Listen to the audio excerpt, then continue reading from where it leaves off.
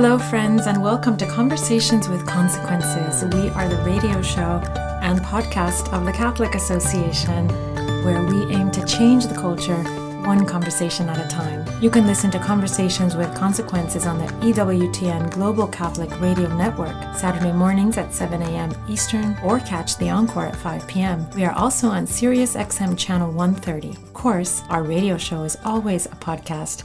Go to thecatholicassociation.org/podcasts or directly to wherever you listen to your podcasts. I'm your hostess, Dr. Gracie Christie.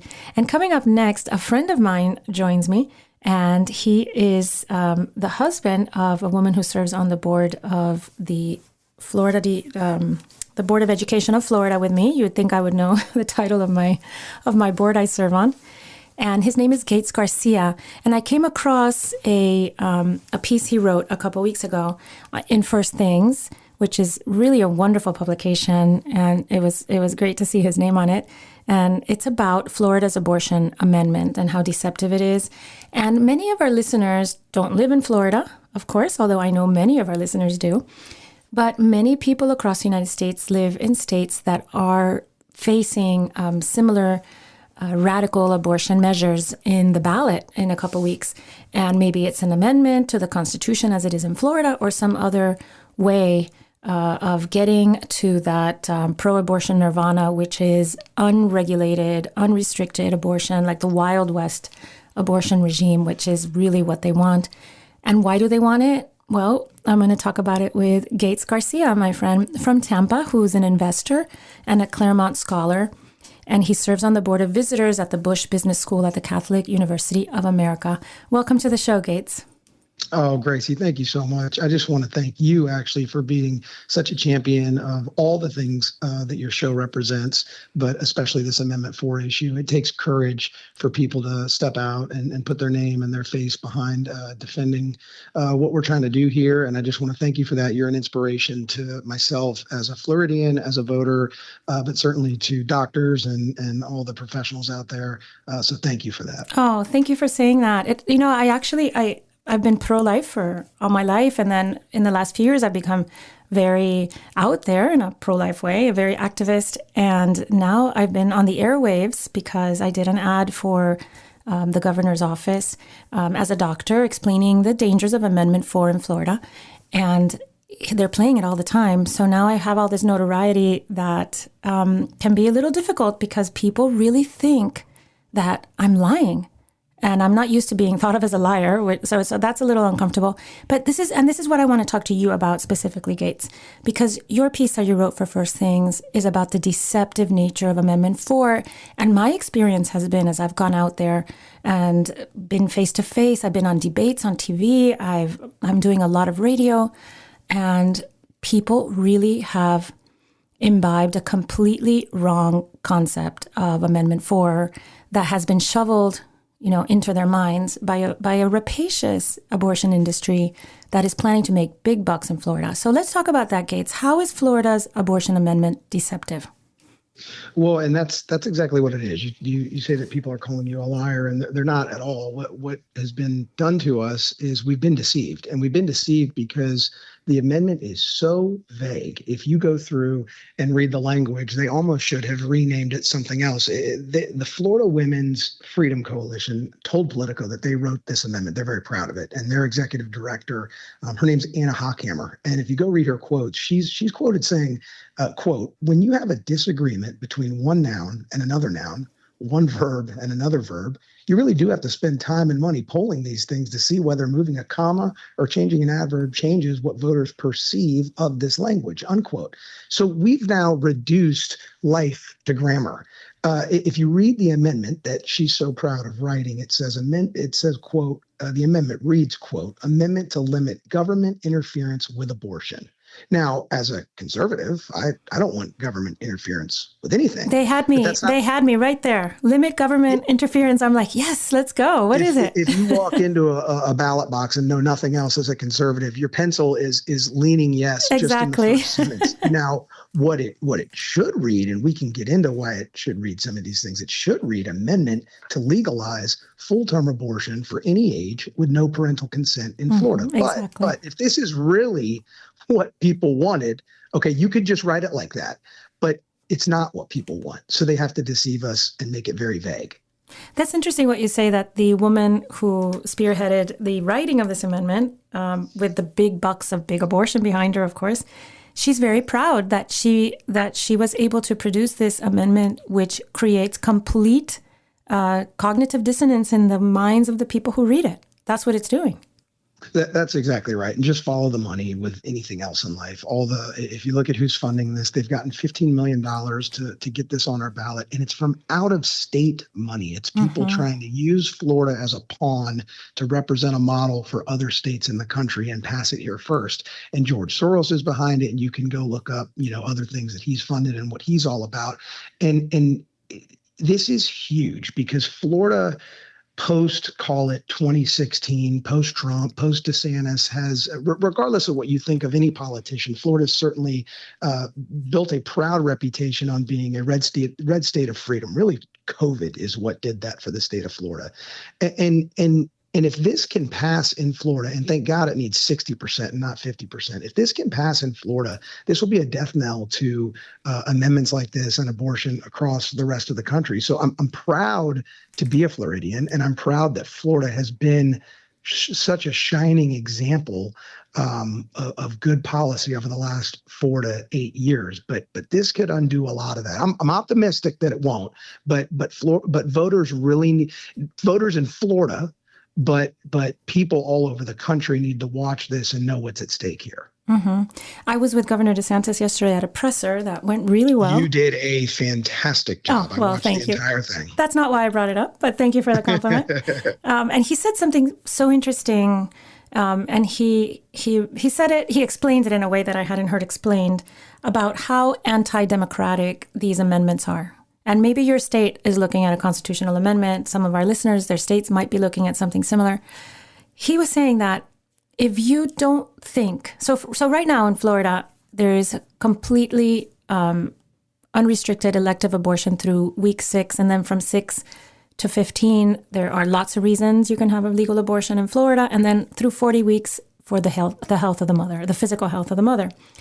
But he was saying that these constitutional amendments are anti-democratic, because if you think that we should have elective abortion in Florida, not till 6 weeks, but maybe till 8 weeks, which I keep hearing, people keep saying to me, well, it's too soon for a mom to know if she's pregnant at 6 weeks, which isn't true, but people are very concerned about that. Then you can go to your elected representative. You can form, a neighborhood group and collect signatures and have your voice heard in a democratic way and move that needle. Maybe you think it should be 8 weeks. Well, that's why we're citizens of a free country, right? But these amendments are anti-democratic because they take away the ability of voters and citizens of our state to make changes according to their morals and their ethics and their opinions on these very difficult topics. Well, a couple points there. So what you're basically referring to is laws and policies versus constitutional amendments. Laws and policies are very significant, but they're more malleable than a constitutional amendment. A constitutional amendment is forever. And because it's forever, you should default to a no vote. When you look at a constitutional amendment, your mind, regardless of your politics, when something is going on a ballot that could affect life forever, and I don't mean life in the abortion sense, just sort of our everyday lives, you should default to no, okay? Because that's significant. And then you need to be, the drafters of that amendment are forced to convince you of their case. And this specific amendment fails that miserably. We've talked about the vagueness. We can talk about this term log rolling that I brought up in my essay. But if we do that, or before we do that, I just want to go back to some other information that you talked about in posing this question. We're a somewhat reasonable state on abortion as we sit here today. We're not a no abortion under any circumstances type of state. And that's where the deception is coming in. If you read the flyers that are going out in the mail, they have absolute lies on them about the abortion laws and restrictions in this state. So people are already coming in with a misguided notion on what abortion is all about in this state, and they need to be educated on that first. You can get an abortion for any reason up to 6 weeks. You can get an abortion up to 15 weeks for certain healthcare issues that the child's having, and then beyond that, it's determined by the health of the mother. And now we can talk about that definition, but most would understand. And also, if I could mention, Gates, sorry to interrupt you, but also rape and incest and human trafficking, which are which, people are very concerned about, and rightfully, I understand that. That's exactly right. And so I wish people, before they have to go vote on something so consequential, I almost wish we could educate them in a very short period of time about how we sit today. Because if you look at the data, and I can talk about some of the data, most people fall in the middle. And Florida is somewhat in the middle right now with that already. Yeah, I find Florida abortion laws way too liberal, but that's me. I'm a human dignity. I'm a crazy woman about human dignity, and I wish everybody was, but that's not who we are, right? I mean, we've had many decades of 40-week legal abortion because of Roe v. Wade. I mean, just a few years ago, Florida was a big abortion state. We had lots of abortion clinics operating, doing second and third trimester abortions all up and down Florida. And thankfully, our current legislature under wonderful Governor DeSantis was able to roll that back in the last, in 2020 and 2022, was able to roll that back to something that's more commensurate with a state that is actually full of lots of conservative people and lots of people of good heart who understand that second and third trimester abortion is so unjust and so brutal, not just for the baby, but also for the mothers. And I want to emphasize something. Look, there are good people on both sides of this Absolutely. argument. Good pro-life people, good pro-choice people. Too often this gets stuck in, political purgatory, and when that's the only way we can think is with a red hat or a blue hat. But this bill, and this is so rare in politics, and I truly believe what I'm about to say, this voting no on Amendment 4 is actually quite bipartisan. Yes, I agree with you. Unless you are emphatically pro-life or emphatically pro-choice, and the data suggests very few people are at the very end of either spectrum, you will be conflicted in the ballot box due to that log rolling issue that I do talk about in my first you've used that term a couple of times. Why don't you explain what that means? Yeah, sure. It's essentially, look, when you put something up for a constitutional amendment, you should be voting on one issue. You should walk into the ballot box and say they're going to put an amendment towards the Constitution. They're going to try to amend the Constitution, and it needs to be a one issue type of amendment. And in this case, the other side would tell you that it is one issue, it's abortion, but it really isn't. There's effectively, what log rolling is allowing them to do is aggregate the votes they need. It's denying Floridians the opportunity to make a distinction when they walk into the ballot box. So it's effectively 8 bans. There's 4 verbs: prohibit, penalize, delay, restrict. And there's 2 subjects: abortion before viability and abortion to protect the mother's health. So let's talk about some conflicts. You may favor broad abortion access. You're all for it. But you favor a waiting period. Well, by prohibiting, quote, delay, it eliminates this. Or nearly all voters, Gracie, are horrified by partial birth abortions. But now with this, quote, health issue of the mother, that's thrown out the window, because we can have an abortion up until the last day or beyond the pregnancy of the mother because of mental health, financial health, because health isn't defined, that sort of throws that element out the window. And going back to my bipartisan point, I mean, overwhelming majority of people fall somewhere in the middle, which by the way, is pretty much where we are now with the heartbeat bill, which we just talked about.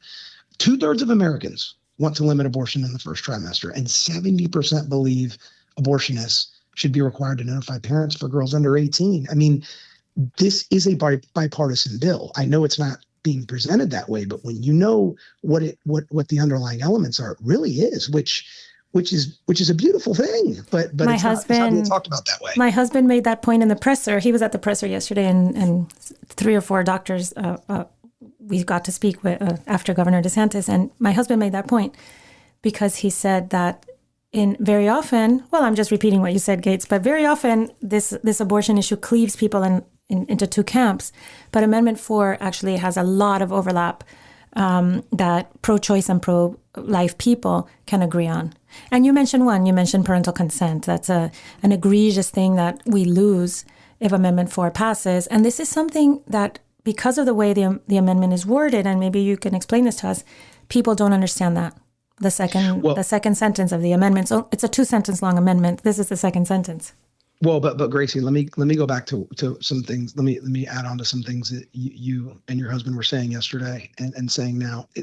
We're talking about politics, whether this is bipartisan or not. People basically wear, 2 hats when they walk into voting booths, political hats and religious hats, and people are trying to pit this as politics versus religion.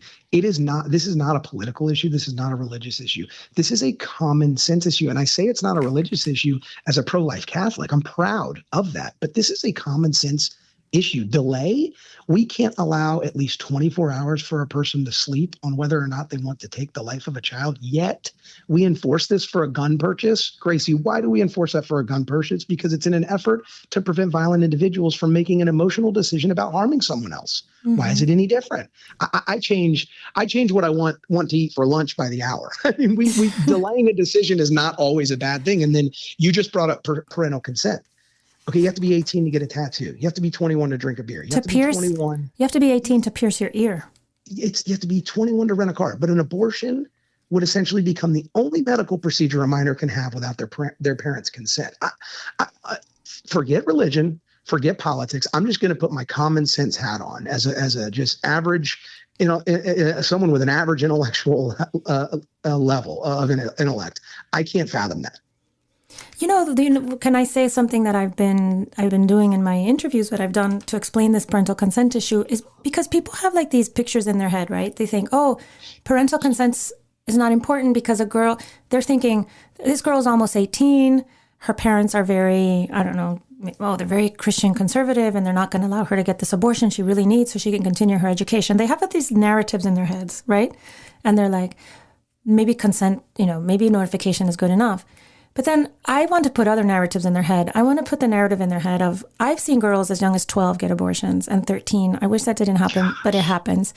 I want to put in their heads a girl who's being manipulated by an older man, a 12-year-old, a 13-year-old, being abused in some terrible situation. Maybe she's being trafficked by a gang, right? And she's taken to an abortion clinic to receive an abortion, maybe just pills. And you have a little girl going through something which I wouldn't wish on my 42-year-old neighbor, right? These are tremendously impactful procedures that are painful and traumatic. And a young girl's parents are not going to be involved every step of the way to protect her from bad actors or just to guide her through the procedure, right? So when women are having abortions by themselves in their bathroom because that's what chemical abortion is. And who's going to hold that girl's hand? That's right. And let's put our Catholic hat on now, our Christian hat, and just talk more about the attack on the nuclear family. And yes, exactly. I think it's under attack. And I think if we lose it, which I do not think we have, but if we lose the nuclear family, I think we lose our country. And abortion, sort of a culture of death versus a culture of life, taking lives away rather than bringing life into the world is certainly a direct attack on the nuclear family. But there are these sort of also alternative consequences to this abortion piece that attack the nuclear family as well. And it's this parental consent. Where are the parents in the picture? Your parents we need to promote every conversation possible between a minor and their parent. Your parent should be, under the normal good circumstances, should be the first place you go for any guidance you need in your life. It shouldn't be society. It shouldn't be the receptionist. The receptionist at the fly spec clinic on Skid Row. This is like a double attack on the nuclear family. And even if in your example, not necessarily your example, but as you bring up, obviously I don't want a minor or anyone to have an abortion, but if they do, okay, and they're traumatized by that experience, we now may lose another life. Okay. And that's someone that we can eventually save, get to heaven, and help them, come around to being pro-life and remorseful for their decisions later in life. But if their parents aren't involved in that decision, we may lose them to depression, suicide, whatever down the road. Now we've lost 2 lives. Or Gates, we may lose them to the procedure. I mean, we have last month 2 women lost their lives in Georgia from chemical abortion. These ladies were in their 30s, I think, or early 40s. These were grown women who were mismanaged, who mismanaged their abortions themselves. And these are chemical abortions. So now we're going to have minor girls without just managing their own abortions at home. Who thinks that's safe? That's why if you shoot and kill a pregnant woman in California, you get charged with double murder because you're taking 2 lives. Mm-hmm. But here, or not necessarily here, but under the terms of, in an abortion world, that's all well and good. Certainly in California it is. So again, that goes back to my point. There's just some basic common sense here that I don't think people are implementing. Kate, what kind of money interest does the abortion industry have, do you think, in Florida to pass this amendment? Well, money interest from whom?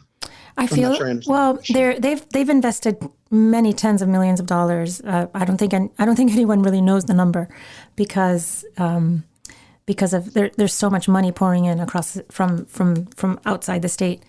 And what do you think is there? You say follow the money. Why do they want Florida to go full, North Korea abortion status? Well, I don't know that I'm the best qualified to answer that question, but I would say that I know that the vote yes, the vote no on 4 people are much underfunded. They're significantly less funded than the vote yes is, and I don't know necessarily where all of that money is coming from, but typically you can determine where it is coming from if you dig deep enough, and if you follow the money, it probably leads back to. Well, I know it leads back to Planned Parenthood. I know it leads back to George Soros. I know it leads back to out-of-state money. I think people see Florida as a place that they shot for the moon. Okay, they said if we can get this done in Florida, we can get this done anywhere. Mm-hmm. So let's go there first. Mm-hmm. Yeah, Florida is sort of like that. If we could just knock down that castle, breach that wall, then nothing can stop us, kind of state. That's right. And there's precedent also. One thing we haven't discussed, and we don't have to go too deep on it, but, sort of like, things that will happen, if this goes through, it's not just, okay, so-and-so can go get an abortion when she wants to. I'm not going to, but if I'm a person that's going to vote yes on 4 because I favor some sort of part of abortion, I'm not considering that I may be funding those abortions, because if you look at Minnesota just passed an amendment to their constitution that's very similar to this, and they turned right back around, the supporters of it, and they're suing the state to get the abortions paid for by taxpayers. That can happen in Florida. So that's just another example. Wait, and explain why under this constitutional amendment taxpayers would be liable for abortion, have to pay for it. They would have. They're not yet. No, they're not yet.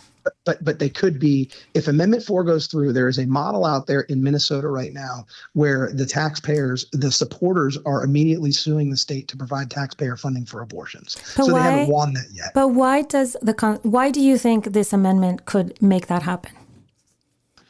Like legally, how does the amendment lead from those 2 sentences, that vague wording, to taxpayer funded abortion in a practical way? It's just a legal process. It just if people think that this is so wanted in Florida, they'll the other side that we're up against does not stop. Mm-hmm.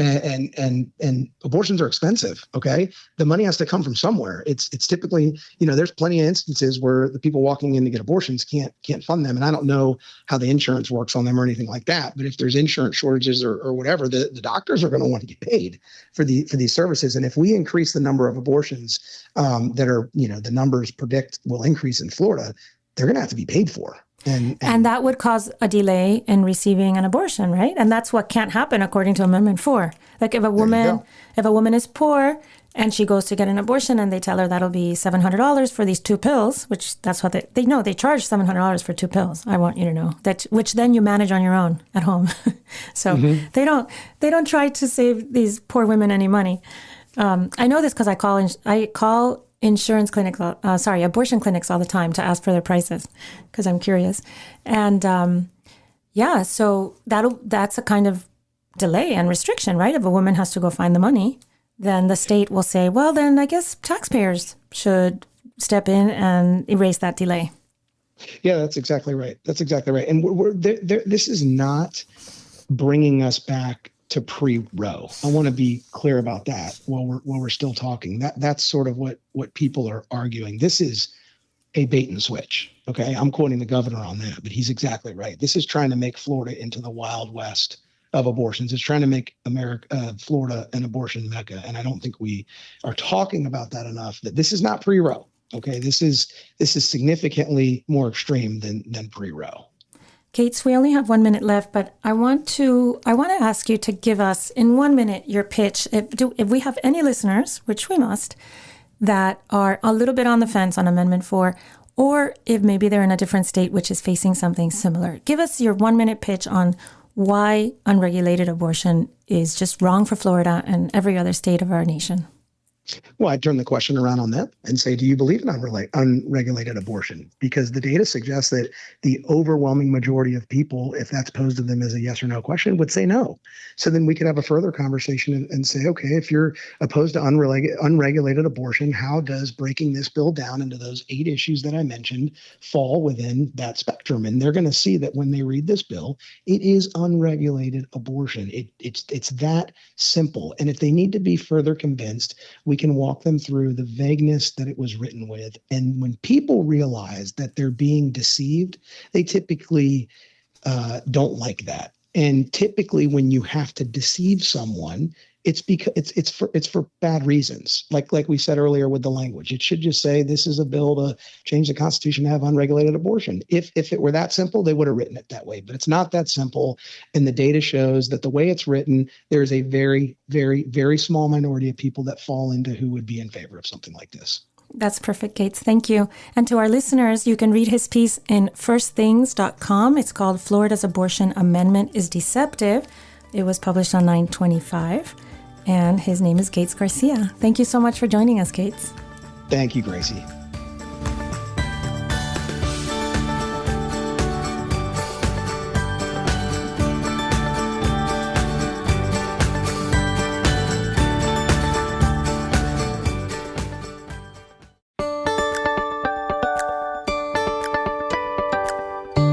Welcome back to Conversations with Consequences. I'm your hostess, Dr. Gracie Christie, and we have a special guest today who's been on the show before. I think we can call him a friend of the show's. His name is Bishop Michael Burbidge, and he's the Bishop of Arlington and the chairman of the USCCB Committee on Pro-Life Activities. Here on Conversations with Consequences, we are all about pro-life as the dignity of human life is the foundation of every aspect of not just of our faith, but also of everything that we do in this complicated world. If we can keep the dignity of life front and center, then it'll be much harder for us to make mistakes. So welcome to the show, Bishop Burbidge. Thank you so much, Dr. Christie. Great to be with you and your listeners. And yes, please consider me a friend of your show, because I am in great admiration of your work and all that you do to proclaim the gospel of life, to announce the good news. So thank you for your dedicated service. Well, this month has been a very important month. This is October. It's the month of Our Lady, the month of the Rosary. It's our pro-life month. You are right in the middle of all that, Bishop Burbidge. How has this month developed for you? The month of October 2024. It's a very important month. You are right. And the church, in her great wisdom, chooses to highlight those events, those celebrations that you just mentioned, including the fact that we are in Respect Life Month. Every day is Respect Life Day. Every month is Respect Life Month. But we all need these reminders, the emphasis. Let's spend this month really focus on what must be part of our lives every year. So we've had some beautiful celebrations within the church, even within my own diocese. Our own Respect Life Mass, our Mass with persons with disabilities, Catholic Charities gatherings that is in the service of life, and all with this month dedicated to Mary, our Blessed Mother, especially under the title of Our Lady of Rosary. So many joyful celebrations that unite us, and it's great to be able to speak to them about them with you. Bishop, in your view, why is what I mentioned in the top of this episode, the centrality of the dignity of human life? Tell tell me, in your view, why is that central for us Christians and for us humans in general? Because a proper understanding of who we are in the sight of God is essential. It's the foundation from everything else that we do. That's why we say it is our preeminent, our priority issue, is that we have to get it right from the beginning. And so we have to believe, which is the truth, that God has created each one of us uniquely in his own image and likeness, and that his very spirit lives and dwells within us. That is who we are. We are created in God's image and likeness, temples of his spirit. And this is sacred. This is sacred. The sacredness of life we proclaim from that very moment of conception to natural death. And when we believe that, and when we are convinced of that truth, then the way we treat others will be reflected. Revere the sacredness of every person's life as a child of God. We respect the dignity that belongs to every person as a child of God and treat each other in such a way. And so as we embrace that gospel of life, we are proclaiming the love that God has for each one of us. We celebrate life, we protect life, we defend life. And I always highlight that need to celebrate life too. Celebrate the life. When I visit our schools, just yesterday, in fact, celebrate students, the life that's yours. And don't be worried about trying to be like someone else, or the gifts that you have or don't have, or some other person. Be that person God creates you to be. He knows you by name, and you're precious in his sight. Imagine if we saw ourselves that way and saw every person that way, what our world and how different our nation would look. When we talk about human dignity, we talk a lot about abortion because it is the legal destruction since 1973 of millions of little American boys and girls. And it has permeated our society, that idea that life, when it's in the way, can be eliminated. But there are other ways that the dignity of life, that missing that concept of the dignity of life in our society, as we lose our Christian roots and we become more secular, we lose sight of that foundational value. What are other ways that forgetting the dignity of human life has affected our society? Well, as you mentioned, and certainly Pope Francis, as Pope Benedict, Pope John Paul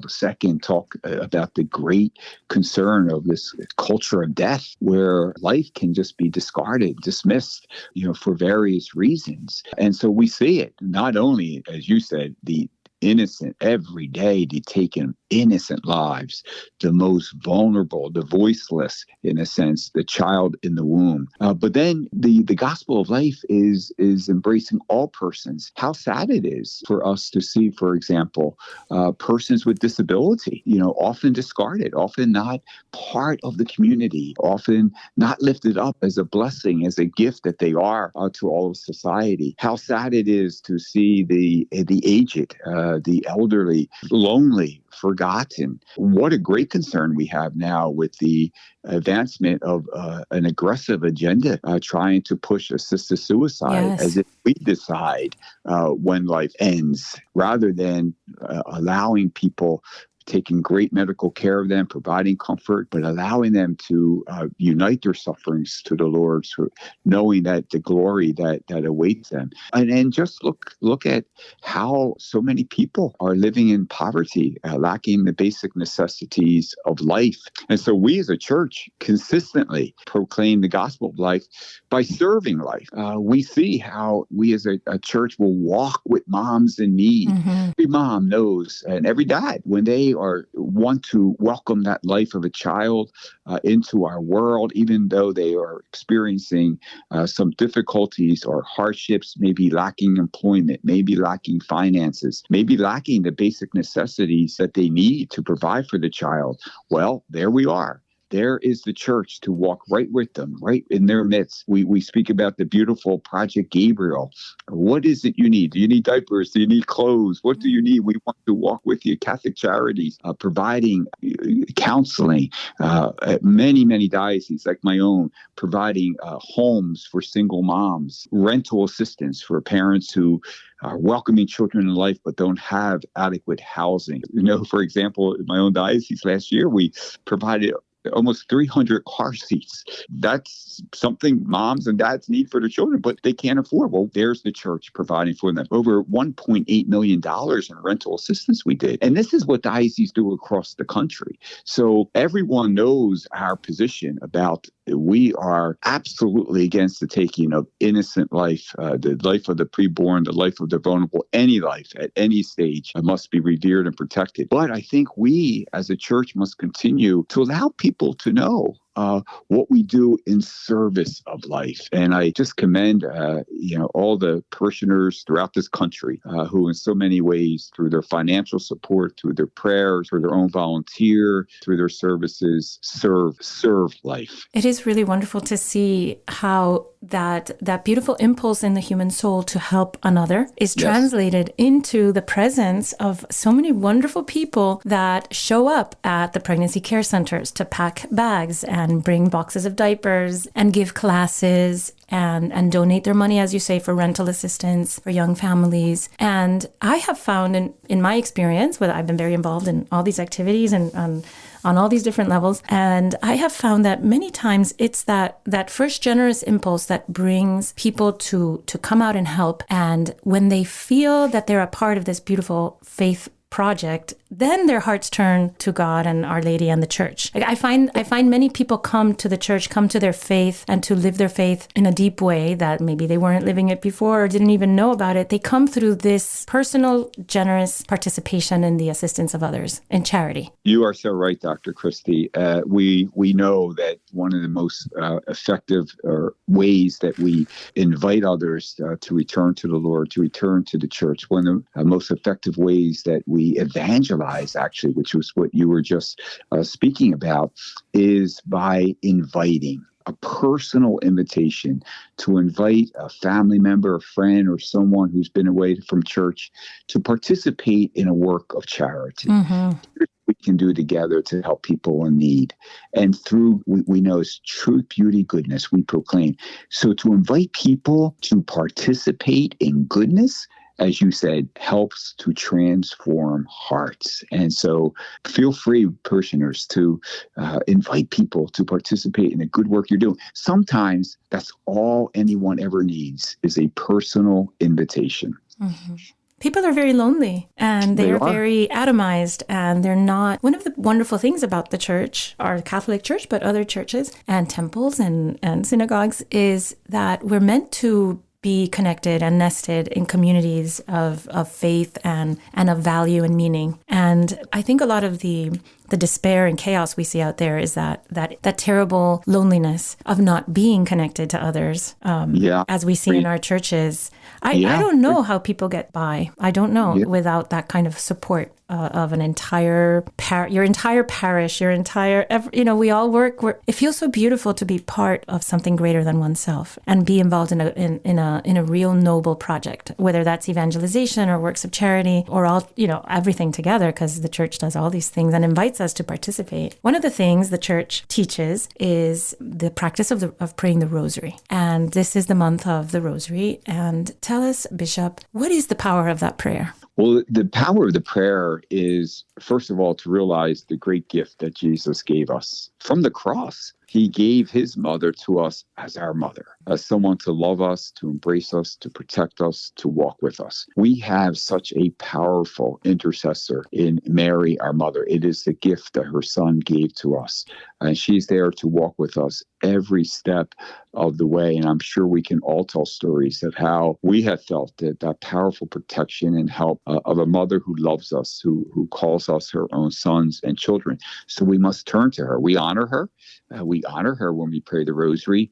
We meditate upon the mystery of her son's life and how much he has loved us. And yet we also seek her help and be specific. Mary, I need your help to deal with this temptation. Mary, I need your help to deal with this cross. It's a little one, but it's weighing on me. Or Mary, I need your help because this is a very heavy cross. And I know you are there for me. That is why. And also, to grow in holiness. We need Mary to lead us closer to her Son. That's why all the saints, St. Dominic, St. Teresa of Calcutta, St. Therese of Lisieux, certainly Pope Francis, St. John Paul II, all tell us the importance of praying the Rosary. They guide us to holiness. I love Pope John Paul II's line when he says, "Rosary is a prayer of great significance that is destined to bring forth a harvest of holiness." Why wouldn't we pray the Rosary? Pope Francis is encouraging us to pray the Rosary for peace in the world. And we're longing for that peace. We're at a world that's at war, a nation that is so divided and restless and harsh. We are all in our own lives, the stress and the demands and the anxiety. So pray to Mary under that title, Our Lady, Queen of Peace, Our Lady of the Rosary. We have a great friend, and she is there for us as mother and protector. In the last few years, my husband and I have become, we pray the Rosary daily. And it's something that as I was growing up Catholic, I did once in a while. And now I don't know how to get through my day without the Rosary. And one thing that's been so beautiful, and I'm sure a lot of our listeners do this, is to pray with your family members or your spouse. And my husband and I have found it such a remedy for our normal marital difficulties, because to live together and have this life project and raise children obviously brings difficulties in a relationship. And the Rosary just seems to patch everything up between us. As soon as we start to get into a bad back and forth with each other, you know, we now have learned to look at each other and say, what we need is the Rosary. And sometimes we just get in our car and drive around and pray the Rosary, or we go somewhere where the view is pretty and it just fixes everything. There's something magical about the Rosary. Witness. I'm so glad you share that, because of how, the Rosary can be of help to a couple striving to help each other to become holier, which is the source of their vocation, of course, but also for families. If we want a peaceful home, if we want harmony within our home, what better way than to join in honoring our Blessed Mother, reflecting on what her Son did for us out of love for us. It cannot help but to create that peaceful, that serene spirit that we want in our hearts, in our homes, in our marriages, and in our lives. Bishop Burbidge, we only have a couple minutes left, but I want to ask you, next month, the bishops all meet for their fall meeting. What are your highest priorities for this meeting? Well, first of all, it is a great joy I actually look forward to this meeting every year in November in Baltimore. And first of all, it brings all the bishops of the country together. And I would really want, and I really hope our parishioners could really see that when the bishops gather, despite what you might read or blogs or headline, there is, from the very first moment we are together, is a sense of a fraternal bond, sense of unity. We pray together. We begin our meetings with a day of mourning, a recollection and Mass prayer. So we are united as brother bishops. We are united in prayer. We begin with asking the Holy Spirit to enlighten and guide us through our discussions and deliberations. And we will discuss various issues, of course. And sometimes there are different opinions or different ways of looking at things, but always done so respectfully and real engagement. So first of all, I just pray that bond continues to be fostered, and that we will address the issues that face us throughout our agenda with that Spirit of God leading us and guiding us. Well, us, all the listeners, all the people who have the wonderful bishops leading the flock. We are the flock, and I pledge personally to pray along with you that the Holy Spirit enlighten your minds and hearts, and you keep leading the Church towards greater holiness and sanctity for all of us, because the only reason we're here at all is to get back get back to God when we die, I think. It's right. And thank you for those prayers, because I know before I leave every week, I just ask everyone, my brother priests and throughout the diocese, to pray for us, because that's what we seek to do also. We just seek with our weaknesses, our limitations, whatever, we seek and strive and pray that we will be faithful shepherds after the heart of Christ, and that we will lead and guide as the Lord himself asks us. But we cannot do that without his grace, without the help of our Blessed Mother, and without the prayers of the faithful we are so privileged to serve. Well, thank you so much, Bishop Burbidge. And thank you, Doctor, for your time, especially. And our prayers go with you. I really appreciate that. And thanks. Always a great joy to speak with you. And now Father Roger Landry offers us, as is customary, a short and inspiring homily to prepare us for this Sunday's Gospel. This is Father Roger Landry, and it's a privilege for me to be with you as we enter into the consequential conversation, presumably what Jesus wants to have with each of us this Sunday, when we will travel with Jesus to Jericho, the lowest place on earth, more below sea level than any other location on the planet. Jesus passing through that place, representative of the moral pit of the world, in order to ascend from there the 15-mile uphill road that leads to Jerusalem, where he would suffer and die to lift up the human race. St. Mark tells us that as Jesus was passing through the town, Bartimaeus, a blind man, the son of Timaeus, sat by the roadside begging. Bartimaeus was not born blind, but had become blind over the course of time. We see that in the verb he himself uses later, anablepo, asking Jesus in the Greek to see again. But he hadn't just lost his sight. To some degree, he had lost his dignity. He was sitting by the roadside begging. He couldn't take care of himself. He needed basic help. He had hit rock bottom. He was in the depth of the valley of darkness, in the lowest place on earth. But it was precisely in that spiritual poverty that Jesus would come to meet him. When Bartimaeus heard that Jesus was passing by, he didn't cry out for alms, which would have been a small request. He didn't cry out at that point even for a miracle. He cried out simply for mercy. Jesus, Son of David, have pity on me. He had doubtless heard of Jesus' reputation for working miracles to the north in Galilee and was responding with faith. The fact that he called himself Son of David was a sign that he believed Jesus was the Messiah, and his prayer would be answered. Jesus stopped and said, "Call him." Like rabbis were accustomed to do on all their pilgrimages to Jerusalem for the major feasts, Jesus was teaching the crowds along the journey. When he had heard Bartimaeus' pleas, he stopped in his tracks in order that Bartimaeus be brought to him. For Jesus, caring for this man was more important than what he was teaching at that moment, because he was about to show the gospel rather than just verbally describe it. He was also going to manifest how he responds to persistent prayer. They said to Bartimaeus, "Take courage, get up. Jesus is calling you." Words that should encourage anyone. But the words are nevertheless surprising. If Jesus knew we were blind, why wouldn't he have gone over to where the blind man was begging? The reason is that Jesus loved him too much and understood the human heart too well to do that.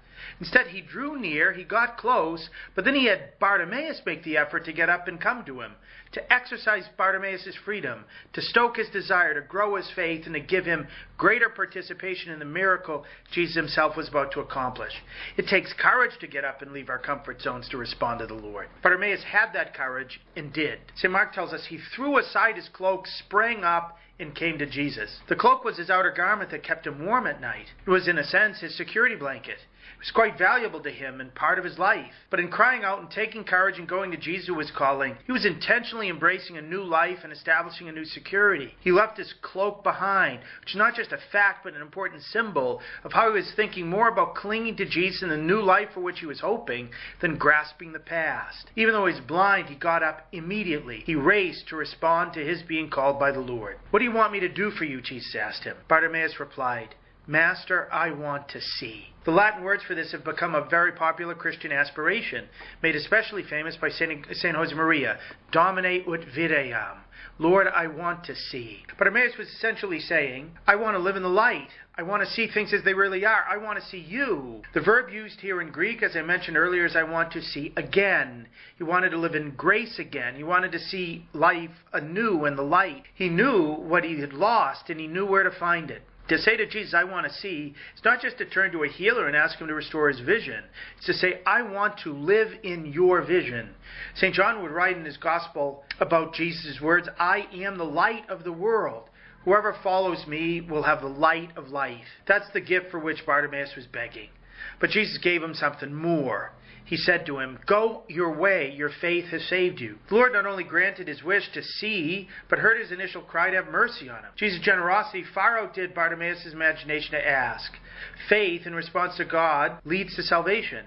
And even though Bartimaeus didn't dare ask for that, God gave it. St. Mark tells us, immediately he received his sight and followed him on the way. Bartimaeus used his freedom to follow Jesus. He left the depth of Jericho behind and followed Jesus up to Jerusalem. He followed him to Palm Sunday. He followed him to the way of the cross. He followed him all the way. St. Luke, in his version of the same scene, comments, he immediately received his sight and followed him, giving glory to God. And when they all saw this, they gave praise to God. Bartimaeus spent the rest of his life glorifying God in such a way that others joined him in that divine praise. The essence of the Christian life is encapsulated by that phrase. To glorify God in a contagious way, that others join us in doing so, is what the Christian life is all about. The same Jesus who asked Bartimaeus, "What do you want me to do for you?" puts the same question to you and me. We're called to learn from the blind man in Jericho how to beg Jesus for the gift of sight. We want to see Jesus in prayer. We want to see Jesus in the sacrament, especially the Holy Eucharist. We want to see Jesus in others, in the face of those we love, in the face of those we find so difficult to love. We want to see Jesus behind the distressing masks of the poor, the sick, the lonely, the homeless, the abandoned, and the blind. We want to behold Christ's face in the beauties of creation. We want to see him behind each of the commandments, teaching us how to love. We want to see his will in our daily life, in the present and for the future. We want to see him in the deliberations of conscience and in the choices we have to make. As Pope Francis said in his new encyclical on the Sacred Heart released on Thursday, we want to see him pouring out his love for us in mercy. Ultimately, we want to see him face to face in heaven, smiling on us. But so often we're blinded. Sin blinds us. Worries blind us. Pain and suffering blind us. Hatreds and prejudices blind us. Others, including those we love, can sometimes get in the way and remove our line of vision. This Sunday is an occasion to ask the Lord to take out whatever planks are in our eyes so that we may see him clearly and follow him, glorifying him like Bartimaeus before us. There's also an important application of this gospel to our Christian mission in the world today. Last Sunday, as you recall, we marked World Mission Sunday and pondered how we're called not just to pray for and financially support the spread of the gospel throughout the world, but to grasp that each of us is a missionary, called by our baptism to spread the faith. Back in 2012, Pope Benedict focused precisely on this dimension, using the cure of Bartimaeus to describe what you and I need to do to help the blind men and women of our day encounter Christ as he's passing by. The state of blindness has great significance in the Gospels, Pope Benedict wrote. It represents man who needs God's light, the light of faith, if he is to know reality truly and walk the path of life. It's essential to acknowledge one's blindness, one's need for light. Otherwise, one could remain blind forever. Bartimaeus is presented as a model. He was not blind from birth, but he lost his sight. He represents man who has lost the light and knows it, but has not yet lost hope. He knows how to seize the opportunity to encounter Jesus, and he entrusts himself to him for healing. Bartimaeus represents man aware of his pain and crying out to the Lord, confident of being healed. His simple and sincere plea is exemplary, and indeed it has found its way into the tradition of Christian prayer. From this perspective, Bartimaeus could represent those who live in regions that were evangelized long ago, where the light of faith has grown dim and people have drifted away from God, no longer considering him relevant for their lives. These people have therefore lost a precious treasure. They have fallen from a lofty dignity. Their lives have lost a secure and sound direction. They've become, often unconsciously, beggars for the meaning of existence. There are the many in need of a new encounter with Jesus, the Christ, the Son of God, who can open their eyes afresh and teach them the path. Of course, Pope Benedict is talking, among other places, about the United States, where 5 of 6 Catholics have given up the practice of the faith every Lord's Day.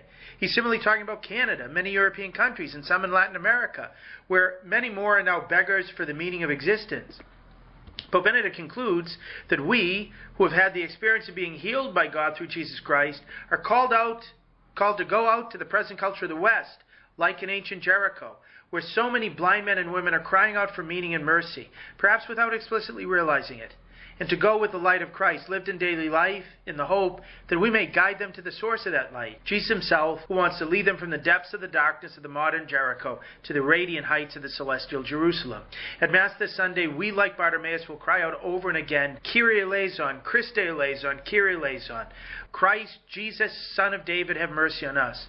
Jesus will come and ask, what do you want me to do for you? In response to our petition to see, dwell, and live in his light, he'll seek to illumine us by his word, and then he'll give us an even greater gift than he gave Bartimaeus. He will give us himself on the inside. No matter what difficulties we're experiencing, no matter the depths to which we might have sunk, Jesus Christ will be passing by. Let us take courage because Jesus is calling us. Let us throw off our security blankets and attachments, spring up and come to him. And let us, like those following and listening to Jesus along the journey, go to those who are on the sides of our modern roads, begging for meaning, and tell them, take courage. Jesus is calling you too. God bless you. Thank you so much for another exceptional homily, Father Landry. To check out more from Father Roger Landry, make sure to read all of his writings at the National Catholic Register at ncregister.com. We hope to have you back next week. And until then, you go with our prayers.